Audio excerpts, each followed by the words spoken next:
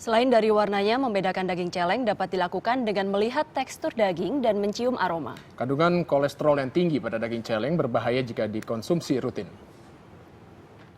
Kasus beredarnya olahan daging babi hutan menuai kekhawatiran warga. Apalagi sulit membedakan antara daging celeng dengan daging sapi yang sudah diolah. Secara tekstur saya sih nggak tahu, cuman mungkin saya bisa lihat dari warna kali ya, mungkin lebih merah kalau nggak salah gitu ya. Kalau daging sapi di pasar insya Allah sih nggak khawatir ya, tapi kalau emang di bakso atau apa itu khawatir banget. Bahkan di pasar tradisional, hanya beberapa pedagang yang paham bentuk mentah daging celeng. Tapi dengan daging celeng itu udah kelihatan dari warna juga lain, dari minim timbangannya juga lain, kan kecil-kecil. Itu kan kelihatan kecil, lagi warnanya juga terlalu menyolok kalau yang nggak tahu mah. Dilihat dari warna, daging celeng berwarna merah pucat. Tidak seperti daging sapi yang berwarna merah dan lebih terang.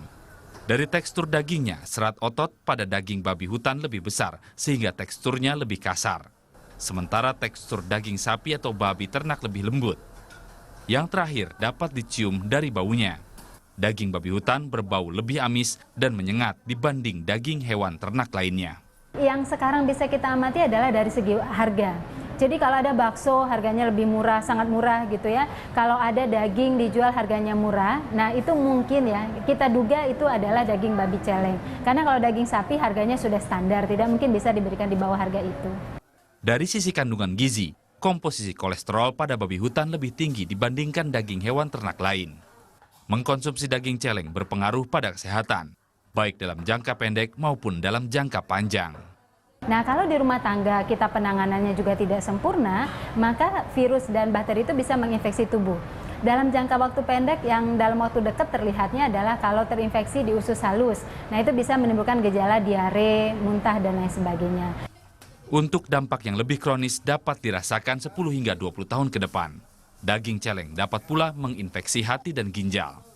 Pada saat dipotong, protein yang ada pada daging babi celeng dipecah oleh enzim-enzim yang terkandung dalam daging celeng itu sendiri, sehingga menimbulkan zat racun seperti amonia.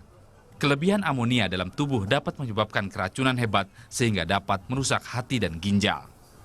Waspada dan jeli adalah kunci utama agar terhindar dari jerat daging babi hutan yang beredar di pasaran. Tim Liputan melaporkan untuk NET.